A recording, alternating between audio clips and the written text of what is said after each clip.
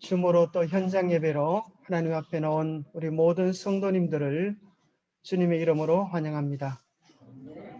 오늘은 히브리서 11장 믿음의 사람들, 그 가운데 오늘은 기도원의 믿음에 대하여 함께 생각해 보는 시간을 가지겠습니다. 히브리서 11장 32절에 보면 내가 무슨 말을 더하리요 기도원, 바락, 삼손, 입다, 다윗 및 사무엘과 선지자들의 일을 말하려면 내게 시간이 부족하리로다. 여기 보면 이제 사사들의 이야기를 쭉 시작하면서 기도원에 대한 이야기를 다루고 있습니다. 이스라엘의 민족의 역사를 요약해 보면 4명의 족장 시대, 이것이 창세기에 나옵니다. 창세기 12장부터 아브라함, 이삭, 야곱, 요셉 족장 시대가 끝나고 이제 출애굽을 경험하면서 광야 40년의 광야 생활 후에 가나안에 입국하게 됩니다. 가나안을 정복한 후에 약 300년간 사사시대가 이루어집니다. 이 사사시대에 바로 오늘 우리가 생각하는 기드온이 5번째 사사로 하나님의 쓰임을 받게 되어집니다. 사사시대 후에 이제 통일왕국 시대로서 사울, 다윗, 솔로몬이 통일왕국 시대를 누리고 솔로몬의 아들 때에 남북으로 분열되어지는 내용이 나옵니다. 그래서 북방 이스라엘은 어느 나라에 멸망되죠? 아시리아에, 남방 유다는 바벨론에 멸망되었다가 돌아오는 것이 구약 성경 역사의 줄거리입니다. 그런데 오늘 왜 기도원을 다루고 싶은가 하면 기도원은 정말 우리와 같은 친근감이 참 많은 그런 인물이라고 생각합니다. 왜냐하면 너무 평범하고 또 마음이 몹시 소심하고 때로는 겁쟁이 같은 그런 모습이 어떻게 하나님을 위한 큰 일꾼으로 쓰여질 수 있는가, 그런 기대를 우리에게 가지게 하는 것입니다. 우리가 씨 뿌리기 전도를 하려고 하면 이제 씨 뿌리기 전도지 분급을 하려고 하면 2주에 한 번씩 가기는 하지만 갈 때마다 마음이 콩닥콩닥하고 힘이 들기도 하죠. 어떨 때는 전도지를 분급하고 나서 또 전화가 걸려올 때도 있어요. 아, 참 제가 전도지를 받고 정말 진리를 깨달았습니다. 이런 전화가 오면 좋을 텐데 아주 그 수희 아저씨가 전화 와가지고 왜 이 전도지를 뿌렸나 그런 또 전화를 받기도 합니다. 정말 소심하고 겁쟁이 같고 참으로 연약한 그 기도원이 하나님께 쓰실 때 정말 놀라운 역사를 이루는 것입니다. 그와 같이 우리도 부족하고 연약하지만 하나님이 들어 쓰시기로 마음먹고 그 뜻에 우리가 순종하여 드린다면 기도원 같은 위대한 역사가 이루어질 줄을 믿기 때문에 오늘 기도원을 한번 생각해 보려고 하는 것입니다. 기도원의 이름의 뜻은 자르는, 베어 넘기는 그런 의미를 가지고 있습니다. 그래서 어떤 문헌에는 나무를 베는 자, 벌목꾼이라고 이렇게 풀이해지고 있는데요. 그런 나무를 베는, 자르고 베어 넘기는 그런 벌목꾼, 또 그 당시 미디안의 핍박이 두려워서 숨어서 몰래 타져가라는 이 기도원에게 여호와의 사자가 나타나서 이 겁쟁이 기도원아 이렇게 하지 아니하고 뭐라 그래요? 큰 용사여, 큰 용사여, 여호와께서 너와 함께 계시도다. 여러분 옆 사람 보고 한번 그래 보세요. 큰 용사여, 여호와께서 너와 함께 계시도다. 여러분 한번 눈빛을 마주 보면서 한번 해보세요. 여러분 그런 인사를 드리는 거 어때요? 아, 정말 내가 큰 용사 같습니까? 여러분 다 큰 용사가 되실 분입니다. 용기를 내시기 바랍니다. 근데 이런 소리를 듣고 기도원의 마음이 기뻤을까요? 아니면 황당했을까요? 여러분들이 조금 전에 당했던 것처럼 약간 황당했을 것입니다. 사실은 그렇지 않은데 내 마음은 두려워 떠는데 큰 용사라고 하니까 이게 웬 말씀입니까? 그러면서 이제 기드온이 하는 소리가 이것입니다. 하나님께서 그를 향하여 이르시되 너는 가서 너의 힘으로 이스라엘을 미디안의 손에서 구원하라. 내가 너를 보낸 것이 아니냐. 하나님께서 보내셨다는 거예요. 그런데 기드온이 뭐라 그러는가 하면 오 주여 내가 무엇으로서 이스라엘을 구원하리까? 보소서 나의 집은 미디안 중에 극히 약하고 나는 아버지 집에서 가장 작은 자입니다. 아이고 하나님 사람 잘못 보셨습니다.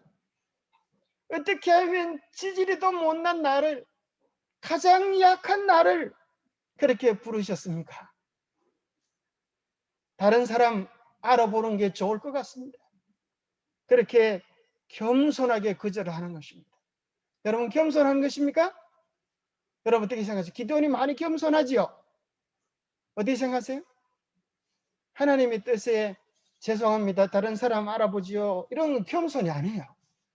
진정한 겸손은 하나님이 우리에게 명령을 하면 아멘 그렇게 될 줄 믿습니다. 그러면서 나가는 게 겸손입니다. 우리가 부족하건 잘나건 누가 책임져 주실 것이니까? 하나님께서 책임져 주실 것이니까. 여러분 아멘입니까? 다음에 씨 뿌리기 할 때 한번 보겠습니다. 얼마나 많이 참여할지. 그 당시 이제 사사기 6장에 보면은 그 당시 배경을 이야기해 주고 있는데 왜 미디안의 손에 지배당하게 되는가 하면 이스라엘 자손이 또 여호와의 목전에서 악을 행하였으므로 7년 동안 그들을 미디안의 손에 붙이시니 미디안의 손이 이스라엘을 이긴지라.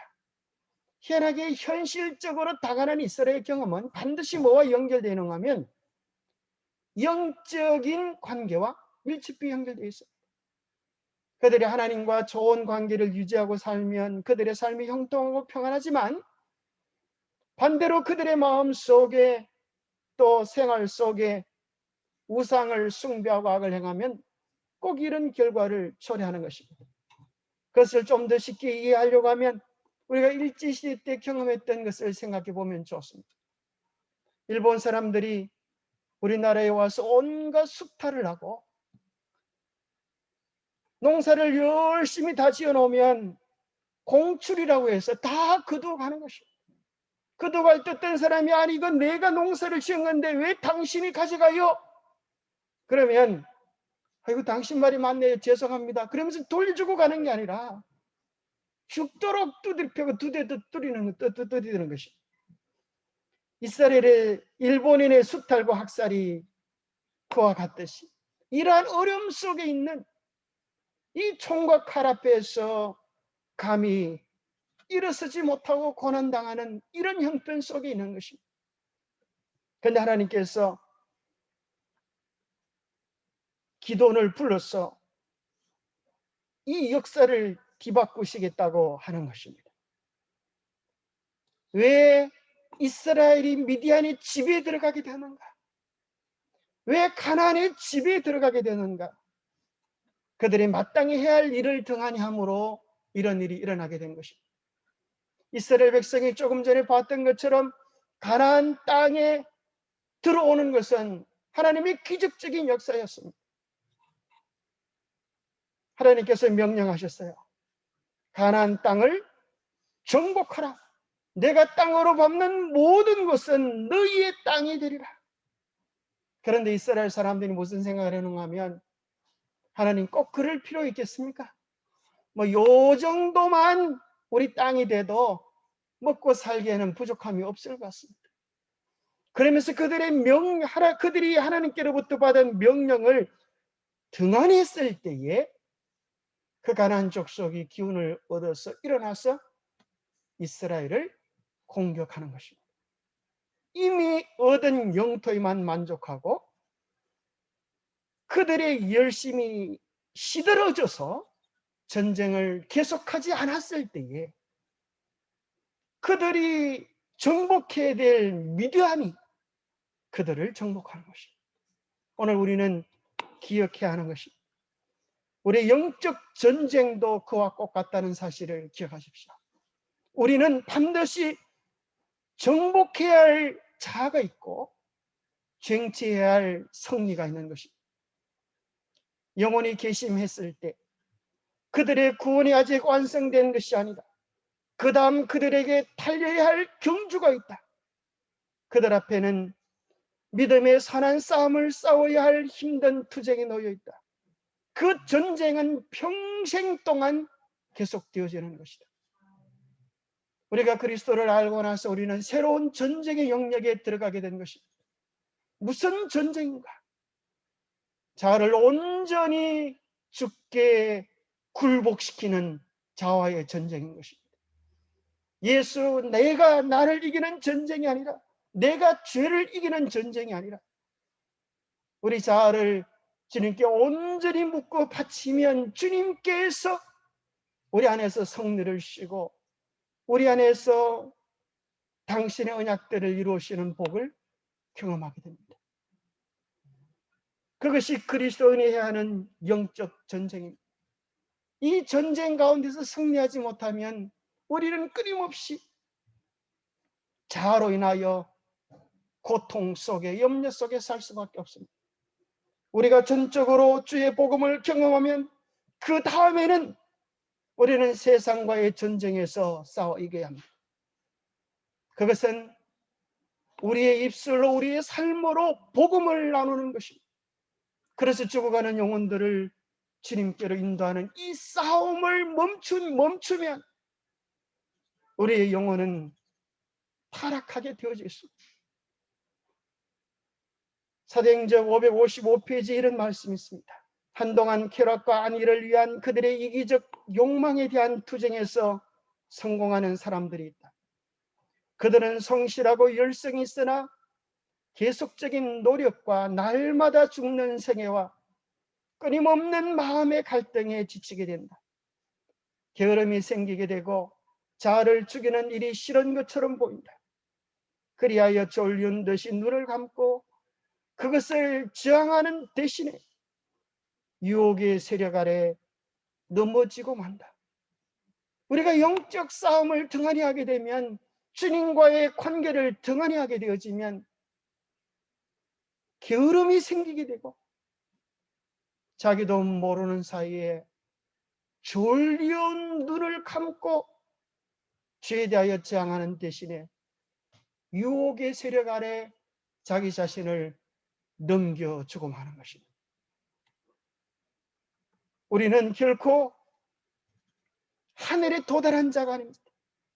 이 땅은 영적 싸움의 전쟁터라고 하는 사실을 기억해야 합니다.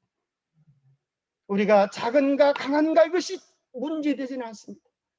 하나님은 언제나 작고 연약한 자들을 취하여 주셨습니다. 그들을 강하게 하시고 능하게 하시고 당신의 권능을 드러내시는 것입니다. 하나님은 도망자 모세를 선택하셔서 이스라엘의 구원자로 삼으셨습니다. 하나님은 기생 라합을 선택하셔서 이스라엘에게 새로운 희망을 불어넣는 불쏘시개로 삼으셨습니다. 하나님은 목동 다윗을 선택하셔서 왕으로 세우신 것입니다. 평생 물고기 잡다 죽을 뻔했던 어부를 선택하셨습니다. 하나님은 사도로 삼으신 것입니다. 오늘 하나님은 또 소심하고 겁쟁이 같은 기도를 선택하셔서 이스라엘의 40년 안녕을 책임지는 위대한 사서로 삼아주시는 것입니다. 문제는 내가 얼마나 크냐, 얼마나 똑똑하냐, 얼마나 능하냐 이것이 문제가 아니라 우리의 마음을 얼마나 간절하게 주님께 드릴 수 있는가 하는 것이 우리의 문제입니다. 우리 하나님 약속하십니다. 여호와께서 그에게 이르시되 내가 반드시 너와 함께하리니 내가 미리한 사람 치기를 한 사람을 치듯 하리라. 얼마나 놀라운 약속입니까? 나는 적어서 약해서 할 수 없습니다. 그럴 때 하나님 약속이십니다. 여호와께서 기도원에게 이르시되 내가 반드시 너와 함께하리니 내가 미리한 사람 치기를 한 사람을 치듯 하리라. 그러면 여러분 우리가 어떻게 되겠습니까? 조금 전에 재수 기사님처럼 아멘 이렇게 하면서 힘을 내야 될 텐데 기도원이 뭐라 그런지 아십니까? 기도원이 아주 희한한 소리를 합니다. 뭐라 그런가 하면 기도원이 그에게 대답하되 만일 주께 은혜를 얻었사오면 나와 함께 말씀하신 이가 주가 되시는 표적을 내게 보이소서. 그래. 아멘 그러면서 받아들인 게 아니고 내가 정말 주님께 은혜를 입었다고 하면 나에게 말씀하시는 당신이 진짜 주님인지 가짜 주님인지 하나님이 나타나서 이렇게 이야기하는 건지 마귀가 지금 날 속이는 건지 확신이 없으니까 당신이 정말 주님 되시는 증거를 보여주십시오. 그렇게 이야기합니다. 그래서 이제 기도원이 양을 염소를 준비하여 제단을 바치고 이제 여호와의 사자가 그의 지팡이로 제단에 있는 제물을 만지니까 불이 사로워져서 하나님께 연락되어지는 광경을 보여줍니다. 그러면 뭐라 그래야 되겠어요? 기도원이요? 하나님 감사합니다. 당신이 진짜시군요. 내가 이제 마음을 아파요. 주께 충성해야 되겠습니다. 이렇게 말할 텐데 여러분 기도원이 뭐라고 말했는지 아세요? 기도원이 뭐라고 말했을까요? 여러분이 정말 마음이 소심하고 급쟁이면 여러분 이런 상이 벌어졌을 때 기도원이 뭐라고 말했을까요? 참 희한합니다. 그러다가 여호와의 사자는 사라지고 나니까 기도원이 뭐라고 말하는가 하면 무교병을 살랐고 여호와의 사자는 떠나 보이지 아니하는지라 기도원이 그가 여호와의 사자인 줄 알고 슬프도소이다. 주 여호와여 내가 여호와의 사자를 대면하여 보았나이다. 하나님이라고 그러니까 깜짝 놀라가지고 하나님 이제 나는 꼼짝없이 죽었습니다. 내가 감히 하나님을 대면하는 것입니다. 여호와의 사자로 표현된 분은 구약에서 보면 예수님이 이렇게 내려오십니다. 여호와의 사자를 대면하였습니다. 내가 죽게 되었습니다. 그렇게 하나님이 사자인 걸 증명해 달라고 했는데 증명하니까 이제 깜짝 놀라 죽게 되었다 그래요. 그때 여호와께서 그에게 이르시되 너는 안심하라 두려워하지 말라 죽지 아니하리라. 자, 놀랍죠? 그는 막 이제 하나님을 대면했기 때문에 죽을 줄 알았어요.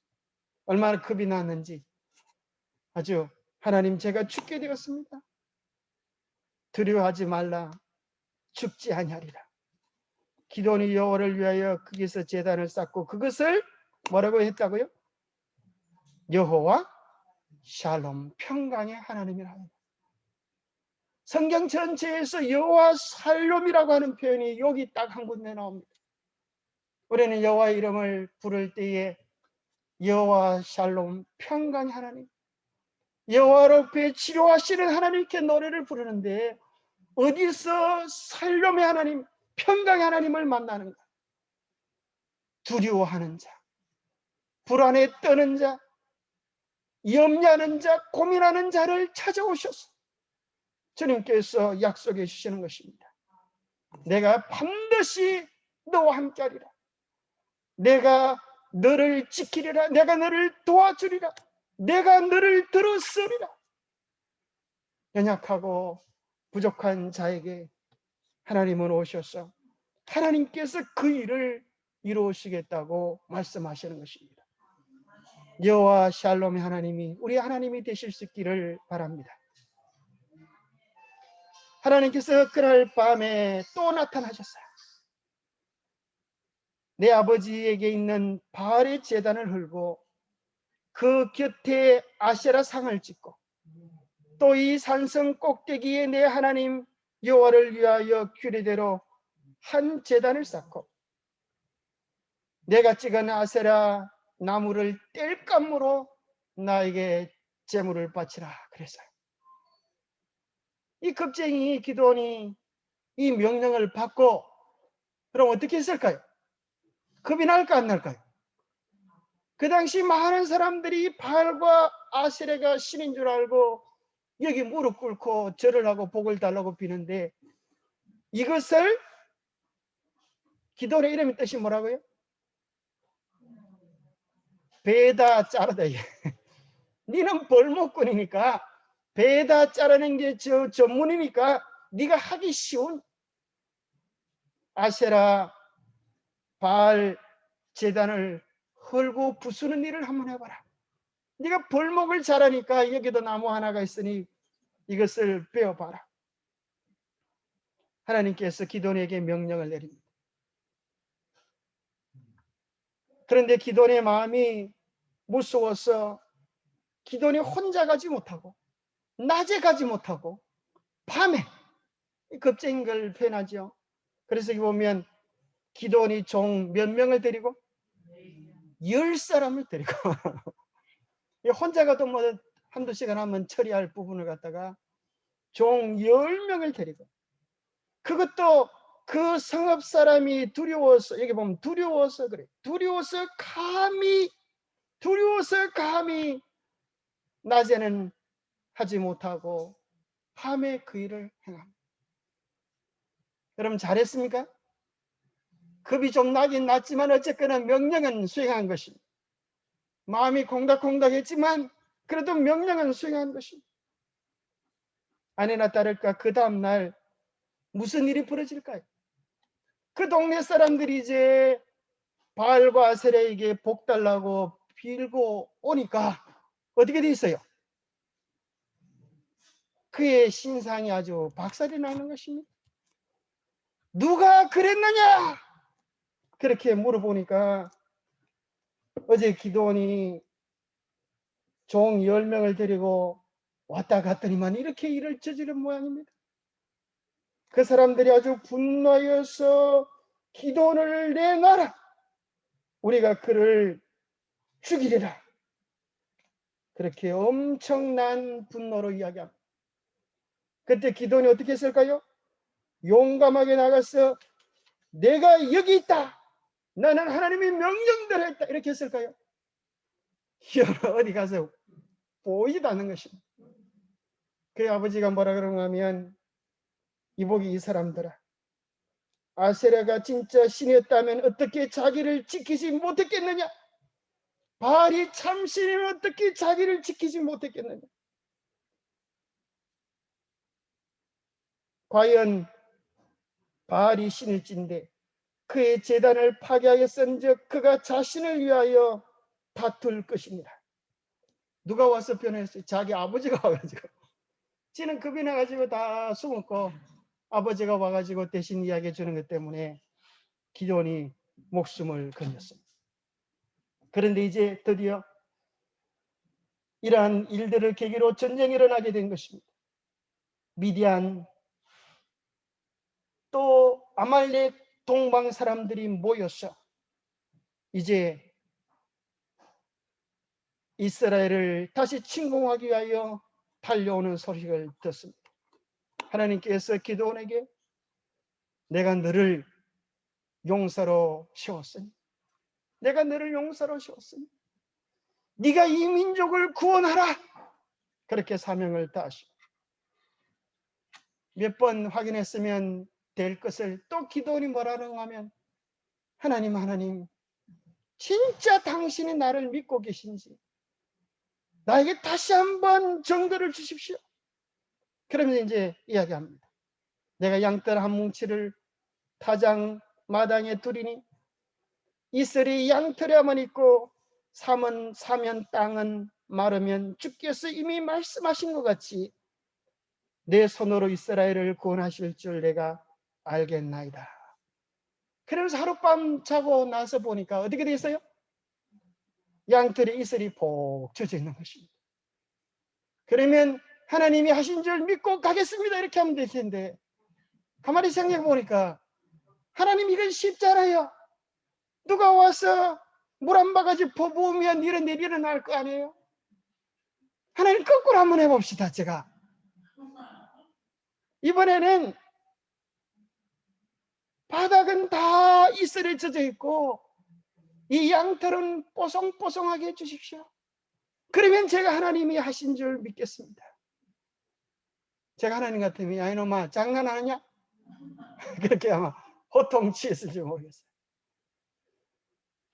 그 정도 하면 확신할 것이지 그것도 모르겠느냐 그렇게 할 법도 한데, 사사기 6장 40절에 보면 그 밤에 하나님이 그대로 행하시니 곧 양털만 마르고 그 주변 땅에는 다 이슬이 있었더라. 이 연약하고 겁쟁이 기도원의 요구에 대하여 하나님은 한마디도 설명이나 토를 달지 않으시고 어떻게 하세요? 그대로 행하시.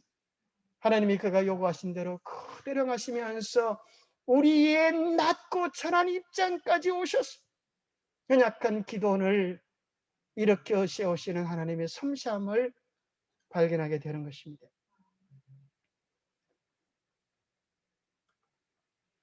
우리는 이 모습을 보면서 우리는 때로 기도원이 정말 좀 쫌생이다 그런 생각을 좀 하기도 하지만, 정언의 말씀은 이렇게 이야기해 주는 것입니다. 기도원은 하나님께서 정말 이 사업을 위하여 자기를 부르시고 자기와 함께 하시는가에 대한 분명한 확신을 좀 얻고 싶어서, 아무리 봐도 자기는 그럴 만한 제목이 아닌데 하나님이 정말 나를 들어 쓰시는 것인가? 하나님이 정말 내게 이런 사명을 맡기신 것인가에 대한 확정을 얻고 싶어서. 그래서 하나님이 나와 함께 하신다고 하는 이 분명한 증거가 없이는 감히 군대의 선도에 설 수 없다는 것 때문에 그는 다시 여쭙고 하는 것입니다. 오늘 우리에게 있어서 정말 중요한 신앙적 점검이 필요합니다. 오늘날 많은 사람들이 거짓된 확신 속에서 주님 안에 있는 줄 착각하고 있습니다. 이 정도 믿으면 괜찮지 그렇게 생각하는 것이, 나처럼 믿으면 괜찮지 생각하는 것이, 오늘 어쩌면 우리는 기도원처럼 이렇게도 생각해보고 저렇게도 우리 자신을 살펴보고 정말 나는 참으로 그리스도 안에 서 있는지를 점검해야 합니다. 왜냐하면 이 전쟁에서 실패하면 다음에 또 할 수 있어요? 죽음인 것입니다. 전쟁에서 이기면 영광이지만 지면 돌이킬 수 없는 죽음을 알기 때문에 기도는 또 점검하고 점검하는 것입니다. 우리는 이 세상의 마지막 시대에 살고 있는 것입니다. 우리는 우리의 신앙을 또 점검하고 또 점검해야 하겠습니다.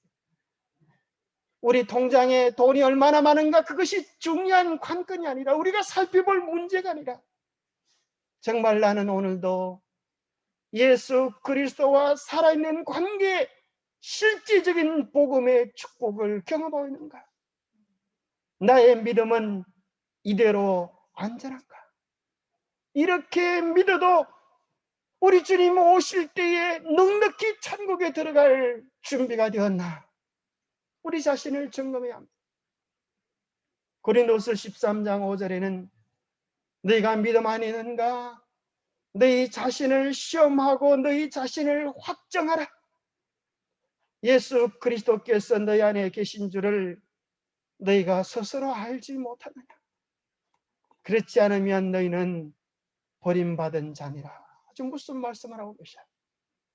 다른 누군가가 우리에게 묻는 질문이 아니라 오늘 각자 우리는 여쭤야 할 것입니다.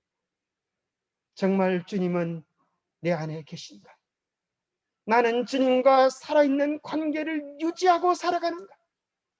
정말 내가 예수님을 안다는 것이, 예수님을 믿는다고 하는 것이 내 생에 과연 어떤 의미가 있는가? 철저하게 물어봐야 할 것입니다. 이제 드디어 전쟁이 벌어지기 직전에 이제 기도는 나팔을 불고 이 전쟁에 가담할 사람들은 다 내게로 오라고 외칩니다. 그래서 모인 사람들이 32,000명 가량이 되었습니다. 저쪽 진영에는 몇만 있을까요? 얼마나 숫자가 많은지 숫자를 헤아릴 수도 없어. 그래서 뭐라고 이야기하는가 하면 바다 모래같이 많다 그렇게. 그런데 32,000명을 가지고 한번 붙어보려고 하니까 숫자가 한 10배는 되는 것 같지만 한번 붙어보려고 하니까 하나님께서 이렇게 말씀하시는 거예요. 기도나 너를 따르는 백성이 너무 많은지 내가 그들의 손에 미디안 사람을 넘겨주지 아니하리니 이는 이스라엘이 나를 거스려 스스로 자랑하기를 내 손이 나를 구원하였다 할까 함이니라. 이제 너는 백성의 귀에 외치르기를 누구든지 두려워 떠는 자는 길르앗산을 떠나 집으로 돌아가라. 참 희한하죠? 두려워 떠는 자는 길르앗산을 떠나 돌아가라. 그렇게 했더니만 몇 분이 몇지 집으로 가버렸어요? 3분의 2가 집으로 다 돌아가 버렸어요. 사실은 누가 제일 겁쟁이에요? 누가 제일 마음에 두려움이 많아요? 아마 기도원이 먼저 집으로 떠나가야 될지 몰랐어요. 그러나 기도원을 붙잡고 있었던 것은 자기가 대장이기 때문에 그럴까요? 하나님께서 함께 계시다고 하는 확신을 가지고 있었기 때문에. 왜요? 점검하고 또 점검했기 때문에. 한 번은 어떤 사람이 그럽니다. 엄마, 나 오늘 학교 가기 싫어요. 오늘은 정말 좀 쉬고 싶어요. 근데 그 엄마가 그러는 거예요. 얘야, 네가 선생인데 학교 가기 싫어하면 애들은 어떻게 하겠니? 어떤 그런 책임감 때문에 있은 것 같이 보이긴 하지만 기도는 하나님이 함께 하신 것 때문입니다. 그래서 사실은 이제 이스라엘 백성들은 출전하기 전에 반드시 이렇게 선포를 합니다. 그런데 이 선포를 해야 되는데 하려고 보니까 숫자가 너무 적어. 그래서 감히 이 명령을 선포해가지고 집으로 돌아간 사람이 많으면 안 그래도 적은데 싸울 기력이 더 없어지는 것입니다. 신명기에 보면 이스라엘 백성은 전쟁을 하기 전에 새 집을 건축하고 낙성식을 행하지 못한 자가 있느냐? 포도원을 만들고 과실을 먹지 못한 자가 있느냐? 여자와 약혼하고 그와 결혼하지 못한 자가 있느냐? 그 다음에 뭐가 나와요? 두려워서 마음이 허약한 자가 있느냐? 그는 집으로 돌아갈지니 그의 형제들의 마음도 그의 마음과 같이 낙심될까노라. 이것을 선포했어요. 근데 기도원이 하도 작아서 이거 해야 될까 말아야 될까 망설이고 있을 때 하나님께서 그렇게 말씀하시는 거예요. 두려워서 마음이 허약한 자가 있느냐? 그는 집으로 돌아가라. 여러분, 우리는 그런 전쟁을 하고 있는 것입니다. 기억하십시오. 우리는 생사가 달려있는 전쟁, 영적 전쟁을 하고 있는 것입니다. 육신의 생명이 아니라 영원한 하늘의 생명이냐 영원한 사망이냐의 중차대한 문제 앞에 우리가 서 있음을 기억해야 하는 것입니다. 마음이 두려워서 허약한 자가 있느냐. 자, 여기 참 재미있는 표현이 나와요. 그래서 두려워하는 자들이 집으로 갔는데 왜 그들을 돌려보내셨는가에 대하여 선지자의 글은 이렇게 이야기합니다. 기도원의 감동적인 호소에 분개한 그들은 곧 군대에 입대하였으나 미디안의 군중을 보고 두려워하는 자들이 많았다. 그 다음 구절이 참 웃겨요. 그러나 만일 이스라엘이 승리하면 바로 이런 사람들은 성비를 하나님께 돌리는 대신에 그 영광을 스스로 취할 것이었다. 누가요? 누가? 두려워하는 자들이, 그 겁쟁이들이 전쟁에서 이기고 나면 내 실력 알아보겠지? 이렇게 한다는 거예요. 내 실력 알아보겠지? 나도 이 정도는 할 수 있어. 이렇게 할 걸 하나님이 아시고 자기 자랑 못하게, 자기를 내세우지 못하게 하나님은 그들을 다 돌려보내신 것입니다. 이 전쟁에서, 이 마지막 전쟁에서 자기 자랑할 사람은 아무도 없도록 하나님께서 우리를 또 꺾으시고 굴복시키는 것입니다. 그런 자들이 있으면 많은 사람들이 낙심케 되기 때문에 오직 우리는 철저하게 우리의 마음을 주님의 뜻에, 주의 말씀에 두게 되기를 바랍니다. 그 밤에 이제 전쟁하기 그날 저녁, 하루 전에, 이제 내일 진군할 터인데 그날 밤에 여호와께서 기드온에게 이르시되 일어나 진영으로 내려가라. 내가 그것을 너희의 손에 넘겨주었느니라. 만일 내가 내려가기를 두려워하거든, 네 혼자 가는 게 겁이 나거든, 내 부하 불화를 함께 데리고 가라. 여러분, 기도원이 혼자 갔을까요? 불화를 데리고 갔을까요? 왜요? 아직도 겁이 나. 하나님이 함께 하신다는 걸 믿고 쉬었다는 걸 믿지만 아직도 겁이 났어. 그의 신하 불화를 데리고 이제 함께 내려가는 것입니다. 그런데 거기 가서 보니까 적군들의 숫자에 대하여 표현하기를 뭐라 그런가 하면, 미디안과 아멜렉과 동방의 모든 사람들이 골짜기에 누웠는데 메뚜기의 많은 수와 같고 그들의 낙타의 수가 많아 해변에 뭐같이? 모래가 많음 같은지라. 그걸 보면서 기도의 마음이 어땠을까요? 아이고 하나님, 우리로 도대체 살으라는 것입니까? 죽으라는 것입니까? 마음속에 그런 염려가 있을 수 있어요.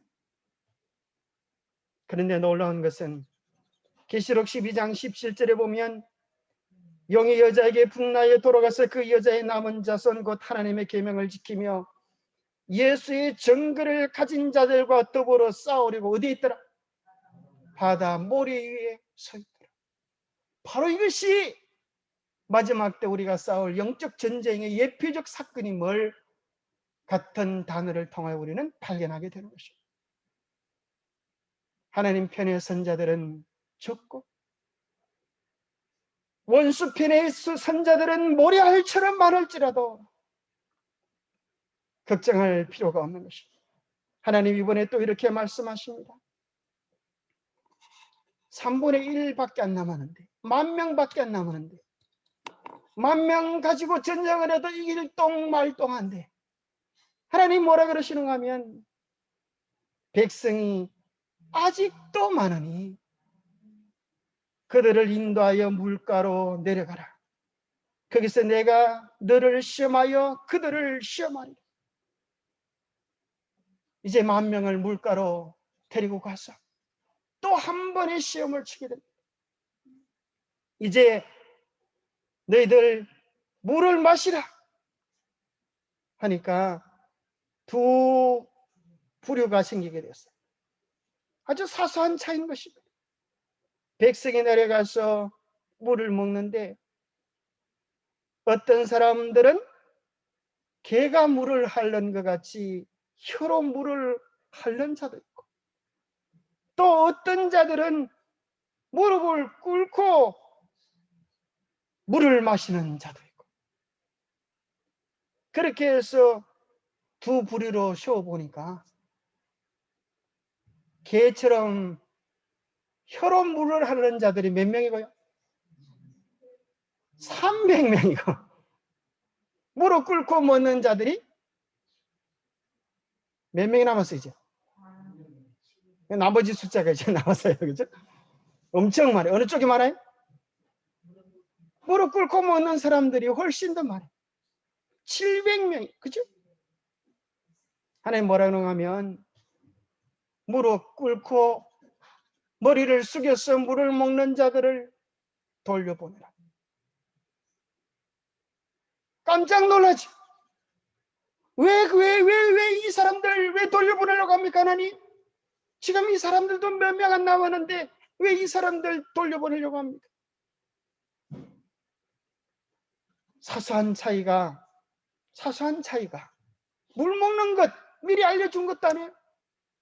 물 먹는 것 그거 한 가지 때문에 전쟁에 참여할 수 없다니 이건 너무한 거 아닌가? 그럴 수도 있어요. 그런데 여기 이렇게 이야기합니다. 때때로 가장 단순한 방법에 의해 품성은 시험을 받는다. 위험한 때에 자신의 피로만을 채우려고 하는 자들은 위급한 경우에 신뢰할 수 있는 사람이 될 수 없다. 그때 전쟁을 잊어버리고 자기의 피로만을 위하여 시선을 떨고 물만 마시는 일에 급급하는 자들은 전쟁에 참여할 자격이 없다라고 돌려보내시는 것입니다. 비록 물을 마실지라도 그들의 영적 시선은 언제 어디서 나타날지 모르는 적진을 향하여 눈을 고정시키고 그들의 피로를 채우는 자들을 하나님은 당신의 일꾼으로 부르셨습니다. 성공이란 수효에 달리는 것이 아니다. 하나님께서는 많은 사람을 통하여서처럼 적은 사람을 통하여서도 구원하실 수 있으시다. 하나님께서는 많은 수요를 통하여서보다 오히려 당신을 따르는 자들의 품성으로 영광을 받으신다. 우리의 마음, 우리의 정식, 우리의 인격이 어떠한 자로 서 있는가에 따라서 하나님은 영광을 받으신다고 이야기하고 계시는 것입니다. 숫자가 많고 적음이 아니라 다니엘 한 명을 통하여서도 노아 한 명을 통하여서도 하나님은 역사를 바꾸실 수 있으신 분이기 때문입니다. 이제 마지막 세 번째 우리 기도의 믿음을 살펴보면서 항아리와 횃불을 준비한다고 하는 것은 어떤 의미가 있는지를 살펴보기로 원합니다. 자, 여기 보면 이제 정탐하기 전에 있었던 일인데요. 기도는 내일의 전투를 생각하고 뭐 했다고요? 떨었다. 참 희한하죠, 그죠? 계속적으로 기도의 생애를 표현하는 한 가지 단어는 두렵고 떨고, 하나님이 함께 하신다고 약속해 줘도 또 떨고 또 떨고,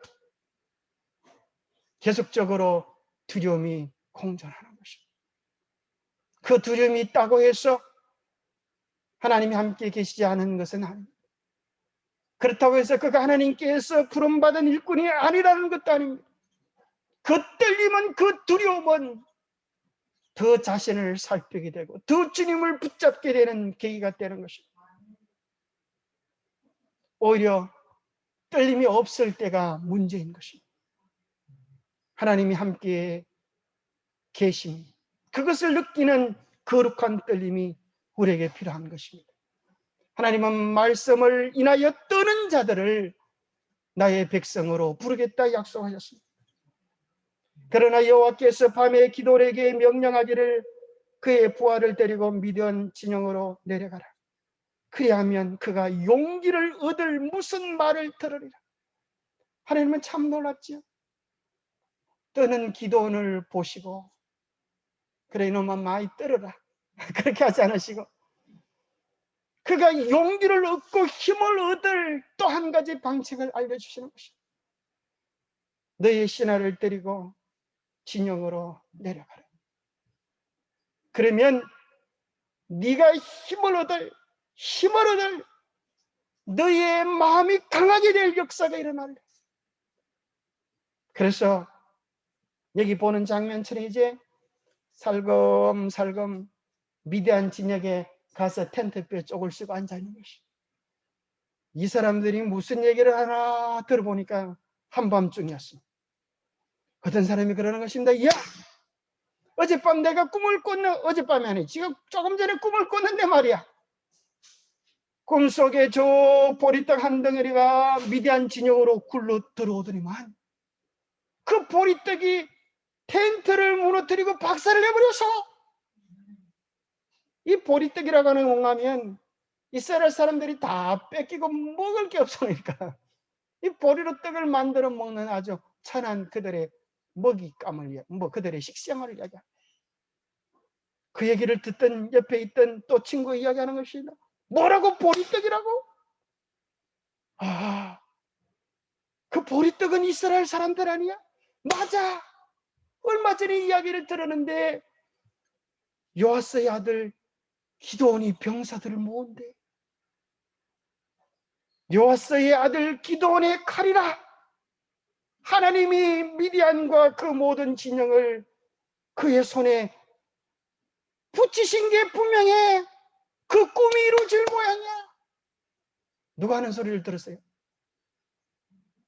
거기는 병사들이, 적군 병사들이 하는 소리를 듣고 기드온과 브라가 용기를 얻는 것입니다. 힘을 얻는 것입니다. 적군들의 소리로 인하여 힘을 얻는 것이.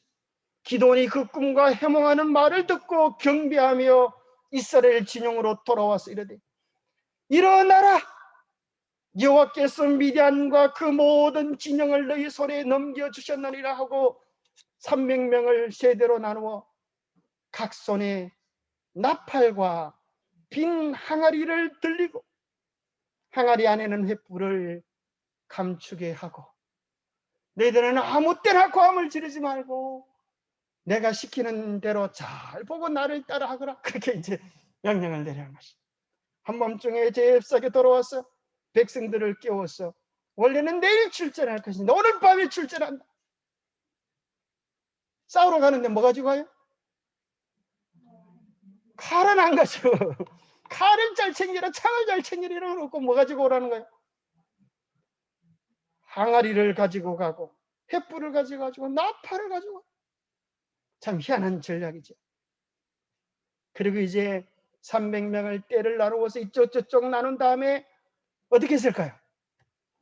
여기 보니까 세대가 나팔을 불며 항아리를 부수고 왼손에는 횃불을 들고 오른손에는 나팔을 불며 여호와 기드온의 칼이다, 그렇게 고함을 치면서 나팔을 불었어요. 갑자기 미디안 사람들이 자다가 보니까 불이 막 번쩍번쩍하고 고함 소리가 막 나면 전쟁통이 전쟁 난리가 난 것입니다. 그래서 무슨 일이 벌어지는가 하면 놀라가지고 도망치면서 자기들끼리 칼로 찌르는 일이 벌어지는데 선지자는 이렇게 기록합니다. 자던 원수의 군사는 돌연히 깨었다. 타오르는 불빛이 사방에 보였다. 사방에서는 나팔 소리와 공격자의 부르짖음이 들렸다. 미디안인들은 저희가 압도적인 대군에 포위된 줄 믿고 공포에 사로잡혔다. 그들은 놀라서 무슨 비명을 지르며 목숨을 구하려고 도망하였다. 그러나 저희 동료를 적으로 오인하고 서로를 죽였다. 승리의 소식이 널리 퍼지자 저희 집으로 도망가던 무수한 이스라엘 군사들이 되돌아와서 도주하는 원수를 추격하는 일에 가담하였다. 참 얼마나 영감적이고 멋진 장면. 하나님께서 이 역사를 이루신 것입니다. 우리는 그저 주님이 시키는 명령에 따라서 칼이 아닌 횃불을 들고 방패가 아닌 나팔을 들고 나가면 되는 것입니다. 왜냐하면 능력이 힘이 큰 것이 우리에게 있지 아니하고 하나님께 있기 때문입니다. 우리가 이 보배를 질그릇에 가졌으니 이는 힘이 큰 능력이 하나님께 있기 때문입니다. 그러나 빛이 바래지기 위해서는 질그릇을 깨뜨려야 합니다. 깨뜨려야 할 질그릇은 깨어져야 할 자를 이야기하는 것입니다. 겸손은 존귀의 앞잡이니라. 주께서는 자신들의 부족함을 가장 절실히 느끼고 당신을 그들의 지도자요 힘의 근원으로 의지하는 자들을 통하여 가장 효과적으로 일하실 수 있으시다.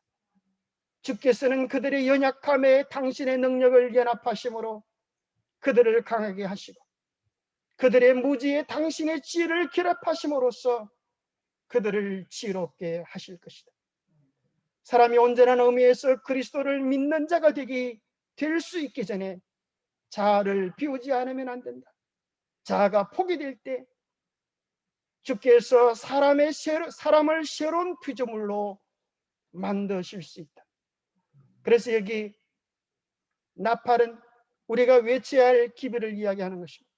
계시록 18장에 보면 다른 천사가 하늘에서 내려오는데 큰 권세를 가지는데 그 영광으로 땅이 환하여지더라 했습니다. 이제 우리가 마지막 세 천사의 기별을 크게 외칠 때에 온 땅이 환하게 되면서 이 기별의 귀를 기울일 날이 올 것입니다. 빛은 무엇입니까? 빛은 품성입니다. 마지막 시대 백성들은 기별만을 외치는 자가 아니요 그 기별을 먼저 경험하였어. 그들의 삶이 세상 가운데서 빛이 되는 자들을 하나님은 찾고 계시는 것입니다. 사람이 등불을 켜서 말 아래 두지 아니하고 등령 위에 두나니 이러므로 집안 모든 사람에게 비치느니라. 이같이 너희의 빛이 사람 앞에 비치게 하여 그들로 너희 착한 행실을 보고 하늘에 계신 너희 아버지께 영광을 돌리게 하라. 우리는 빛이 아닙니다. 참 빛이신 예수 그리스도께서 우리 안에 거하실 때, 자가 온전히 깨트려질 때 빛이신 예수님이 환히 드러나셔서 마지막 역사를 이루실 것입니다. 기도하겠습니다. 하나님 아버지, 연약한 기도원을 들어쓰셔서 용사라고 불러주시고 큰 용사가 되게 하여 주심을 인하여 감사합니다. 오늘 우리도 부족하고 연약한 자이지만 하나님의 손에 들린 큰 용사가 되기를 원합니다. 주님, 자아가 깨트려지게 하여 주시옵소서. 우리의 변명과 핑계가 깨트려지게 하여 주시옵소서. 우리 안에 주님의 영광의 빛이 환히 드러날 수 있도록 도와주시옵소서. 우리에게 신 기별이 세상을 향하여 외치기 전에 먼저 우리의 삶이 되고 우리의 경험이 되고 우리의 노래가 될 수 있도록 축복하여 주시옵소서. 하나님의 거룩한 성령이 날마다 우리와 함께 하시는 큰 확신 속에서 우리의 삶이 사라질 수 있도록 축복하여 주셨기를 우리 주 예수 그리스도 이름 모자하여 간절히 간구하옵나이다. 감사합니다. 우리 장로님 나오셔서